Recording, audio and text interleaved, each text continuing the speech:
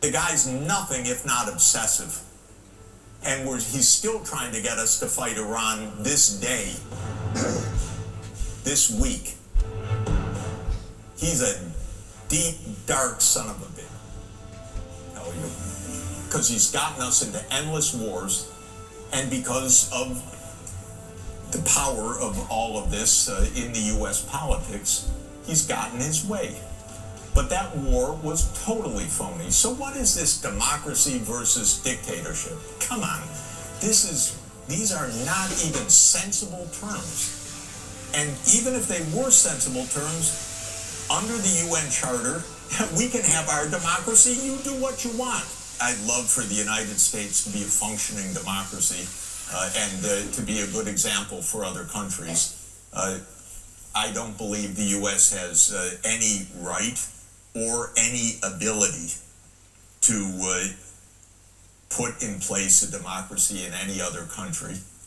Nor do I believe, by the way, that American democracy functions as a real democracy anymore on the life and death issues. Nobody has asked the American people anything about all these wars for decades. And by the way, I can tell you, and I'm telling you authoritatively and truly, they lie about every goddamn thing about these wars. And so that's not democracy either. Everything is phony. Everything is narrative. And so on the war and peace issues, the public has no say at all. If you were to ask the American people now, and in fact, Gallup does, do you support Biden's foreign policy? I think the support is, you can look it up, 25 to 35% perhaps. I don't even think it reaches 35%. Where's the democracy in this? It's a game. This is the deep state, and they have their wars, and every war has been phony. Some wars the American people are basically never told about. For example, the war in Syria. And you may actually hear from grown-up reporters who are lying through their teeth or ignorant beyond imagining that, oh, the war in Syria, yes, Russia intervened in Syria. Well, do you know that that Obama tasks the CIA to overthrow the Syrian government?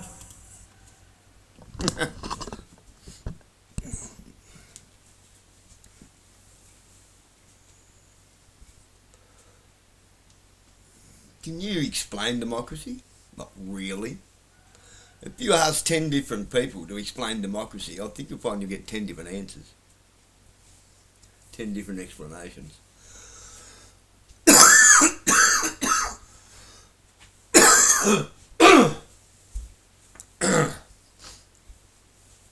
Long as it... Gummy bears. Long answer, short and simplified. It's majority rules.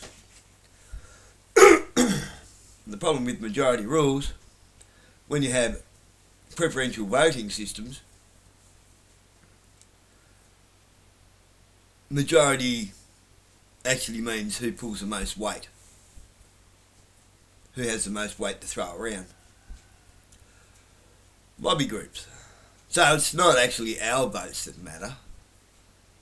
It's who votes with the biggest fist of cash.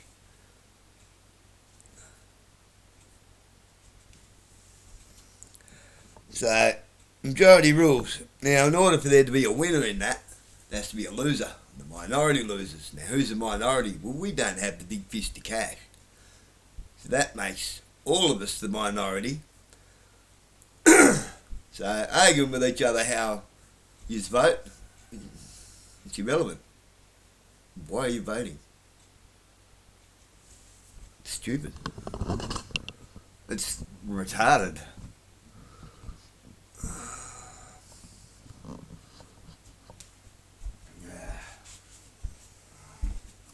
Do I like Jeffrey Sachs or not? I don't know. But he's pretty on point in this.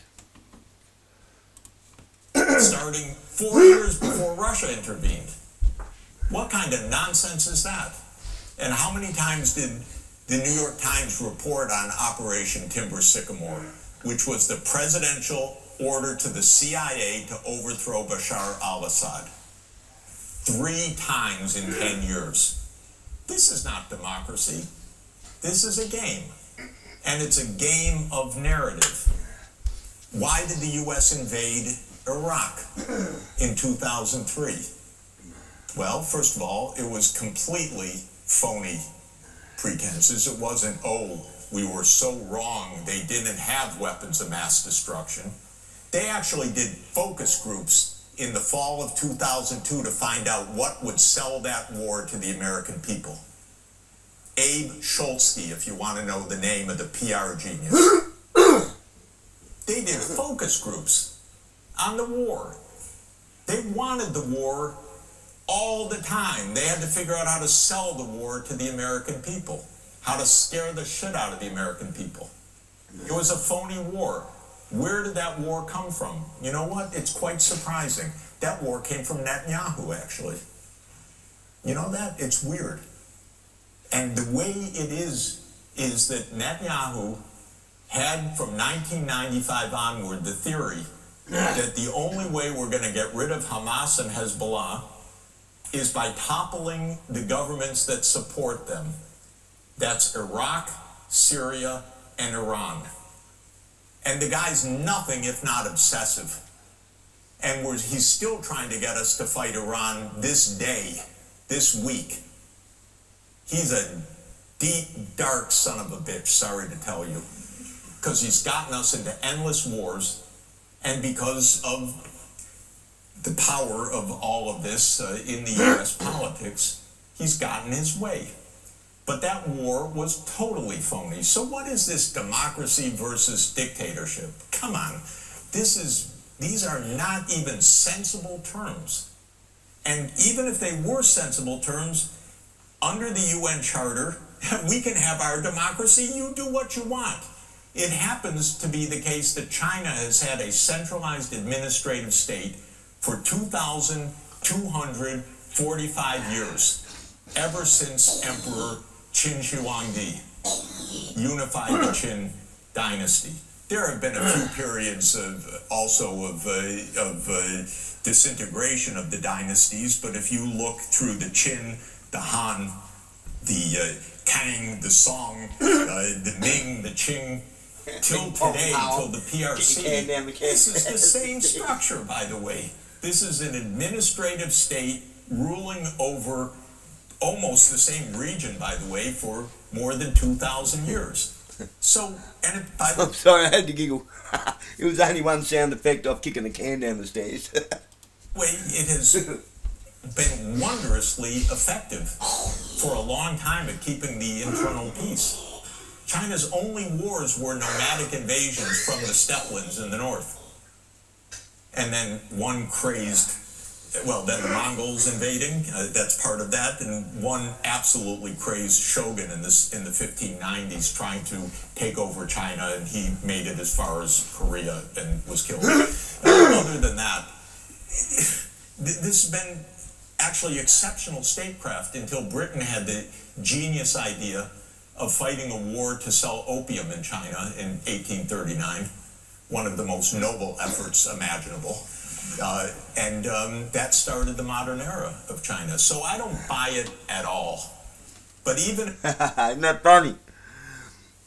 Just a couple of weeks ago, here was Donald Trump trying to blame Iran for flooding China with opium, and it was the CIA. We all know it was the CIA, Donald. What, you think you're the only one that knows these things? Right, we all know it was America, right? Right. It was the CIA Mossad operation. I mean, how many TV series on the slightly deep and dark side do they have to show you? I know it's supposed to be fiction, but is it?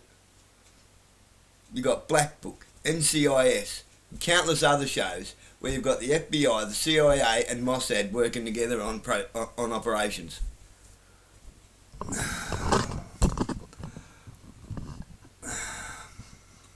wouldn't happen so often if it wasn't a thing.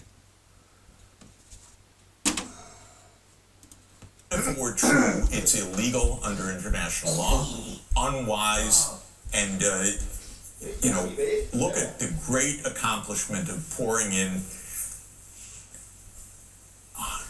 I don't know how many hundreds of billions of dollars into Afghanistan for 20 years to get from the Taliban regime to the Taliban regime.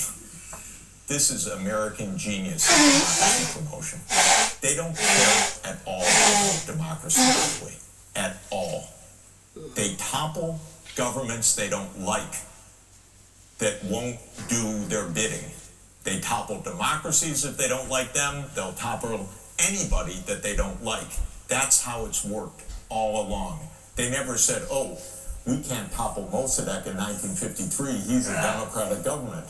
No, they toppled a democratic government in Iran and put in a police state, which led to wonderful long-term relations with Iran, because they really love the American people for that. So this is not about democracy. This is a game. And it's a terrible game. And it's a secret game. And it's played by the CIA, which is the most important agency in the United States, because they have complete secrecy, complete unaccountability. There was one review of the CIA 49 years ago, the Church Committee, and nothing since then. And as one of our CIA directors, they're all, I was going to say one of the worst, but they're all the same by the time they get there, or by the time they leave there, because the agency takes them over. Pompeo said, as he was proudly explaining the role of the CIA to some Texas students a few years ago, and you can find it online, he said, what do we teach at the CIA? To lie, cheat, and steal. And that's a pretty good encapsulation of the methodology. And that is a very dangerous world being created that way. Apparently you can go from 0 to a complete site in just a single prompt with Wix Harmony. I don't know if this is going to be possible. Or vibe coding meets drag and drop freedom. We'll see about that. All right, let me try to make up a site to sell some theoretical Sambucha kombucha. Make me a site about Sambucha kombucha. Make it look nice and pretty and highlighting the product. Refine my prompt. Okay, let's do that. All right, that's so much better. All right, generate my site. So now Aria, my AI assistant, is planning things out a bit, so I'm going to let it cook. Okay, just finishing the build. And wow, are you kidding me? I typed in the dumbest prompt and then I refined it, then I generated a site. Now I have an actual website. Oh, and I like how I have full customization. Look at this. I can just change the text, I could change the corners, the formatting, the menu, or I could ask Aria. I really like this hybrid approach where AI does a bulk of the speed work at the beginning and then I have the control. So China's not going to turn the U.S. into a dictatorship. Maybe the U.S. will turn into a dictatorship. Maybe it will just turn into a plain old plutocracy. Maybe it will turn into a military-industrial state as the complete dominance. I don't know. But it's not going to come from China. It's going to come from inside. That's where our risk is. AIPAC, of course, is the Israel lobby. It's been extremely influential for decades. It's a significant campaign funder, but it's also one of the paradoxes of American power, which is that a few $100 million buys tens of billions of dollars of U.S. response. Basically, our Congress sells itself for very cheap. If you have, a few $100 million, you too can buy American foreign policy. So this is the ironic part of this. What to do?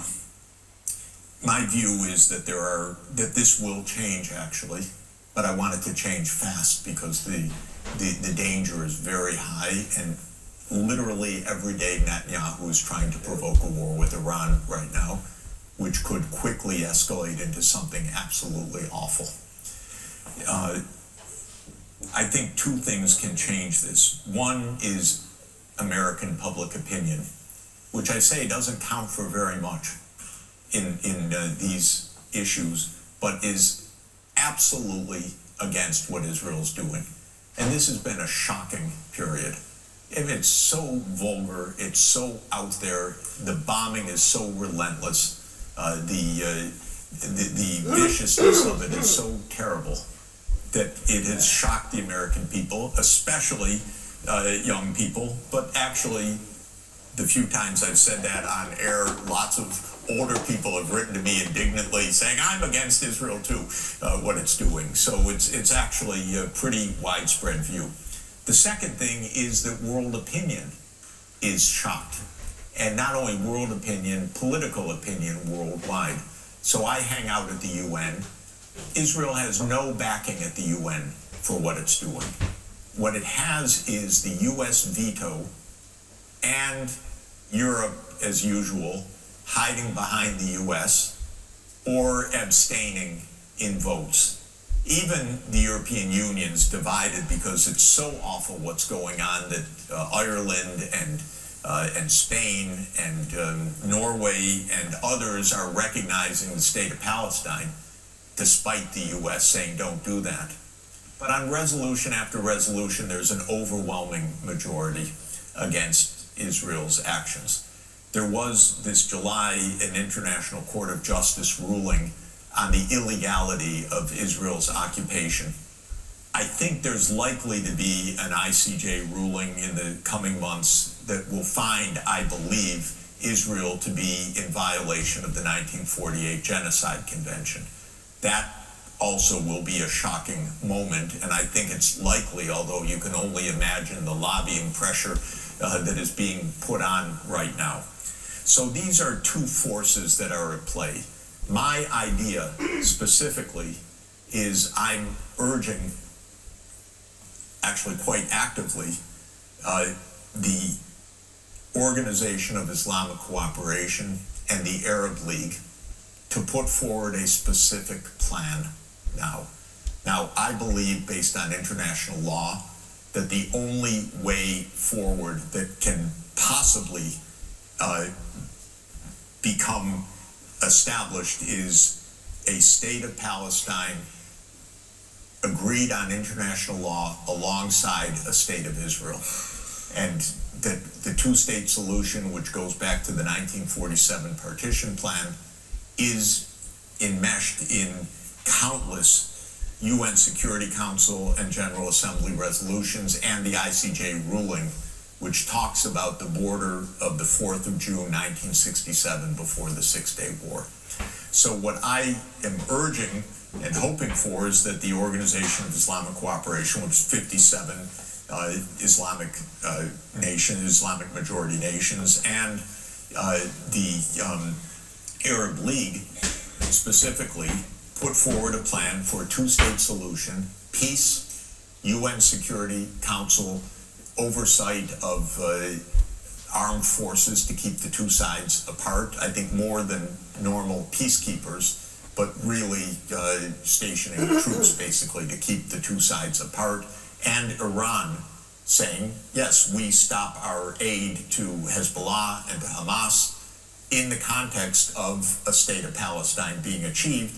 And the U.S. says we drop the sanctions against Iran at the same moment. So we put all the pieces together and say, voila, this is something that is of mutual benefit for everybody.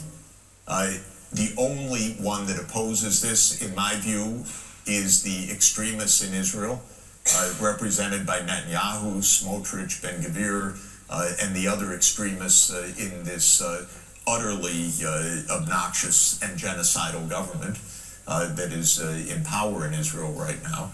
And it's just one vote away, in my estimation, which is the U.S. veto.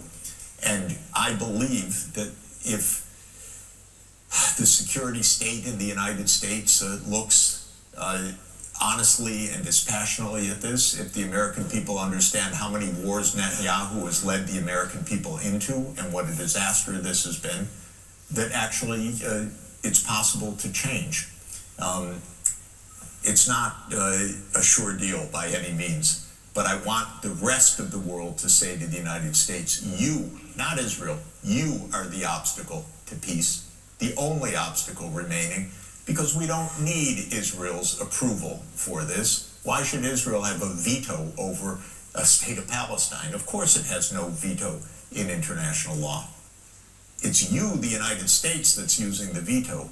And I want the world to say that clearly with a plan, and to be able to say to the Israeli people, this is not about squandering your safety, it's about actually your safety as in a most fundamental way.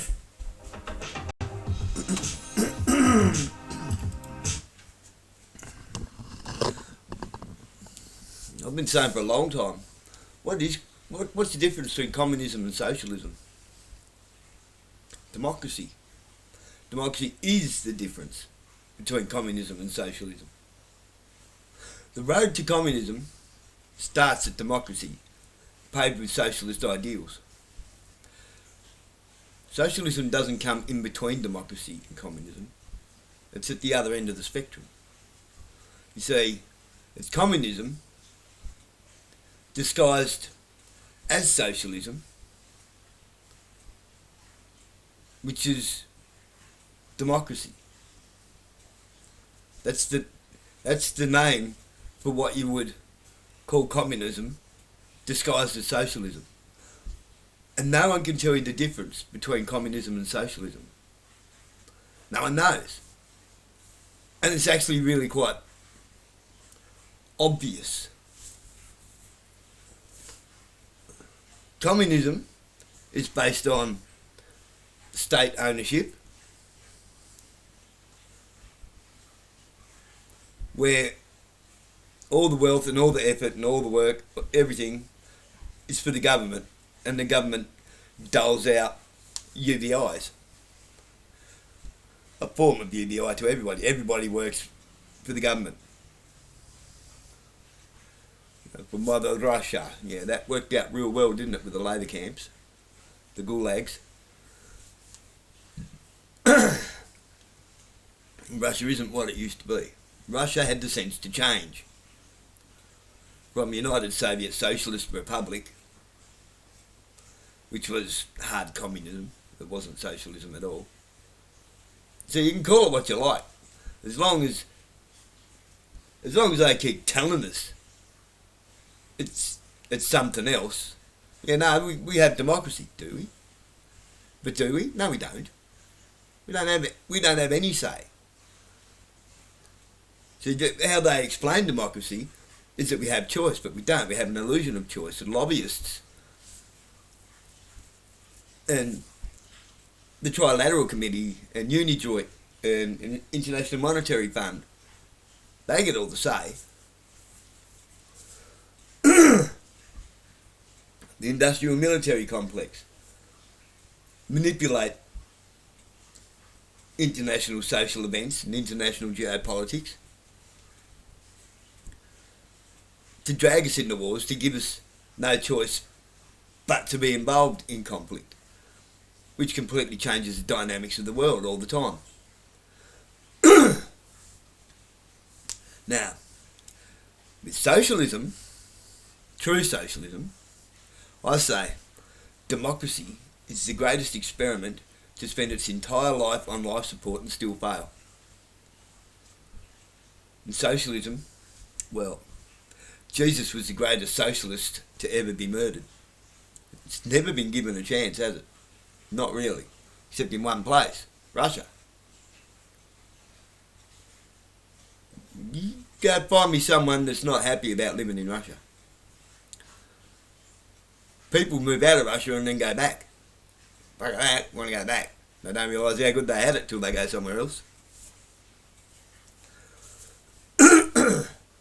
So with Russia, again, all the effort is for the state, but the state is the people, not the government. A lot goes into military, yeah. Why? Because everybody seems to want to destroy something that works. That works. Because the wealth is for the people. It's for the common good of the people, but not communism. Communism is for the common good of the communists. And that's it. The government. Those who are in power. Those who stand to benefit from it. Kind of like what we got. So yeah, the difference between communism and socialism is democracy. The road to communism is democracy paved Democracy it's the road to communism paved with socialist ideals. Gives us the illusion of choice. But it's the road to communism.